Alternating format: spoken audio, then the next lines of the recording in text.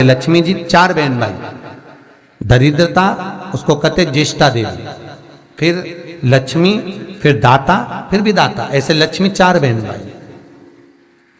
लक्ष्मी का विवाह और दरिद्रता का विवाह एक साथ हुआ, इनका दुसा मुनि के साथ, उनका विष्णु जी के साथ विवाह हो गया, चले गए। लक्ष्मी को लेकर नारायण स्वर्ग की ओर, बैकुंठ की ओर चले, और दुसा मुनि दरिद्रता को लेकर चले। जैसे ही अपने आश्रम में प्रवेश करने लगे तो दरवाजे पर ही दरिद्रता देवी को अंदर यज्ञ हो रहा था, पूजन हो रही थी, उसकी सुगंध उसको प्राप्त हो गई। प्राप्त हुई तो वो भागी,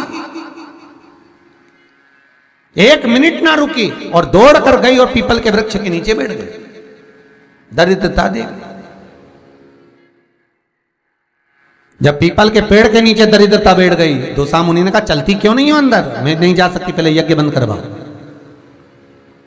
पूजन बंद। दरिद्रता कहती है मैं वहां रहती हूं जहां पूजन नहीं होती, मैं वहां रहती हूं जहां दिया नहीं जलाया जाता। दरिद्रता कहती है मैं वहां रहती हूं जहां पर पूजन पाठ अनुष्ठान यज्ञ पूजन कुछ ना हो, वहां ये दरिद्रता रहती। बंद करवा। दुसा मुनि बोले ये तो कभी बंद नहीं होगा, तो कह मैं जाऊंगी नहीं, पीपल के पेड़ के नीचे बैठी। दुस्साह मुनि के मन में आ गया, बताओ मेरी पत्नी मेरे घर में नहीं रहो, पीपल के नीचे रहे तो अच्छा लगेगा। दुस्साह मुनि गए दुर्वासा बाबा के पास पूछने के लिए।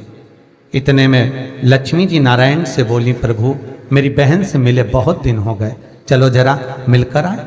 भगवान गए तो लक्ष्मी जी मिठाई का डब्बा ले ए ज्येष्ठा दीदी तेरे लिए कुछ लाई हूं। ज्येष्ठा ने जो डब्बा खोला तो मिठाई का। क्रोध आ गया दरिद्रता को, हरी लक्ष्मी तुम मेरी बहन होकर तुझे ये नहीं मालूम कि मुझे क्या प्रिय और क्या प्रिय? तुझे मालूम है ना कि मुझे खट्टा और तीखा पसंद है, और तू लेकर मीठा आ रही है।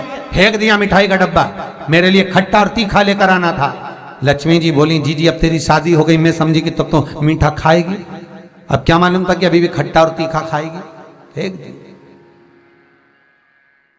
महाराज ये दोनों बहन का विवाह एक साथ हुआ है, इसलिए आज भी दोनों बहन प्रतिदिन घूमने के लिए एक साथ निकलती है।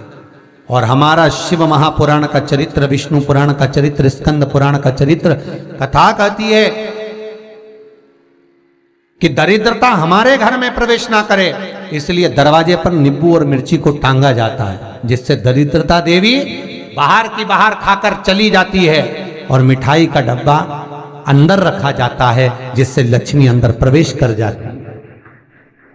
मिठाई घर के अंदर और दरिद्रता के लिए नींबू मिर्ची बाहर। ये बात प्रवेश ना चाहिए।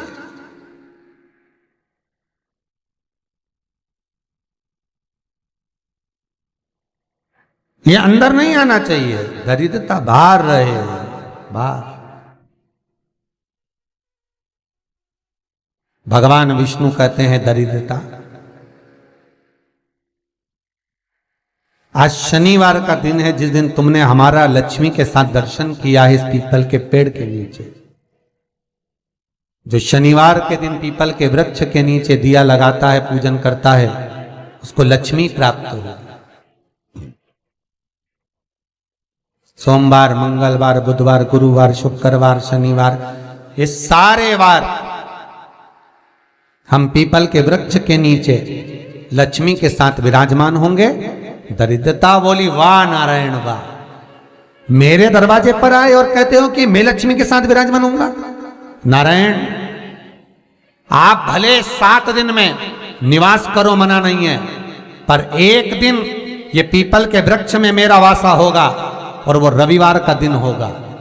रविवार के दिन जो पीपल के वृक्ष के नीचे आएगा, खाली हाथ आएगा, उसके घर में ये दरिद्रता प्रवेश कर जाएगी। भगवान विष्णु ने कहा मान लो कोई जल लेकर आया, फूल लेकर आया, कोई सामान लेकर आया, तो दरिद्रता कहती अगर कोई वस्तु लेकर आया तो दरिद्रता उसके द्वार नहीं जाएगी। पर कोई खाली हाथ पीपल के वृक्ष के नीचे आया तो ये दरिद्रता जाएगी। आज भी नियम है महाराज, पीपल का वृक्ष अगर दीवालों पर लग गया, कहीं लग गया, नहीं उखड़ रहा, बार बार उखाड़ा फिर लग जाता, फिर उखाड़ो फिर लग जाता, तो रविवार के दिन एक नींबू को काटकर मिर्ची के साथ में उस पेड़ के नीचे रख दो और रविवार के दिन फिर उसको उखाड़ दो, कहीं ले जाकर लगवा दो, तब वो वृक्ष फिर वापिस नहीं लगता। आज भी नियम है। और अगर आप वैसे रोज उखाड़ोगे तो 2, 4, 8, 15 दिन में, 20 दिन में, 1 महीना, 4 महीना, 6 महीना वापिस लग जाए, वापिस वहीं विराजमान है। पर नींबू कटा हुआ अगर रख दिया और मिर्ची रख दी और उसके बाद उसको उखाड़ा और कहीं ले जाकर लगा दिया आपने, फिर वो नहीं लगे। दरिद्रता विराजमान हुई। भगवान विष्णु लक्ष्मी से कहते हैं, लक्ष्मी ये पीपल का वृक्ष है, जिस वृक्ष के नीचे भगवान शिव का ही एक कपिल अवतार, पिपलेश्वर अवतार, भगवान शिव का एक स्वरूप जो कि स्वयं दधीचि ऋषि की धर्मपत्नी सुभार्च के गर्भ से भगवान का एक आनंदमय ज्ञान मुद्रा का स्वरूप उत्पन्न होगा, जिसका नाम पिपलाद होगा, वो यही पीपल के वृक्ष के नीचे निवास करेगा। इसकी जड़, तना, पत्ते ये सब पुण्य भागी होंगे, पुण्य भागी। एक सरल विषय में ध्यान देना, फिर निवेदन करूं। कई माताएं कहती है, गुरुजी हमने सफेद आंकड़े की जड़ बांधी और मान लो संतान हुई, और कई ऐसी हैं जिन्होंने बांधी और तो नहीं हुई है, तो उसके लिए भी ध्यान रखिएगा। 18 साल हो जाएं, 17 साल हो जाएं, 10 साल हो जाएं, 12 साल हो जाएं और घर में बच्चा नहीं है, संतान नहीं है, तो प्रयास करना सफेद आंकड़े की जड़ को लेना, तुमरुका जी का नाम लेकर 21 बार शिवलिंग पे से घुमाना, रजस्वला धर्म के 7वें दिन कमर पर बांध लेना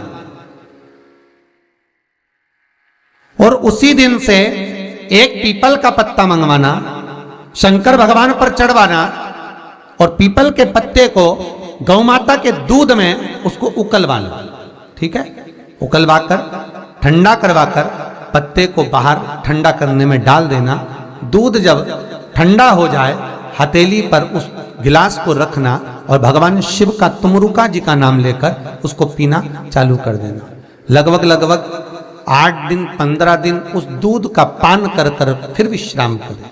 महाराज संतान की प्राप्ति अवश्य होगी, संतान अवश्य प्राप्त होगी। पीपल के वृक्ष में स्वयं मेरे भगवान शिव आनंद वास निवास करते हैं। बाबा भोलेनाथ स्वतः निवास कर रहे हैं केवल एक पीपल के वृक्ष में।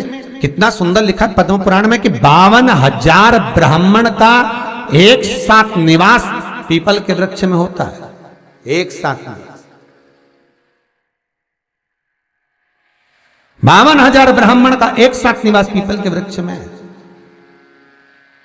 और महाराज वट वृक्ष में भगवान ब्रह्मा का तो निवास है ही, पर वट वृक्ष में योगनियों का निवास भी है। जैसे नीम के वृक्ष में भी योगनियों का निवास होता है, वट वृक्ष में भी। ये 2 पेड़ जो ऐसे होते हैं, नीम का पेड़ और बड़ का पेड़, ये कहीं पर भी लगे हो, इसके पास में से आप जब निकल कर जाएंगे तो आपको थोड़ा सा मन में हल्का सा भय सा लगेगा।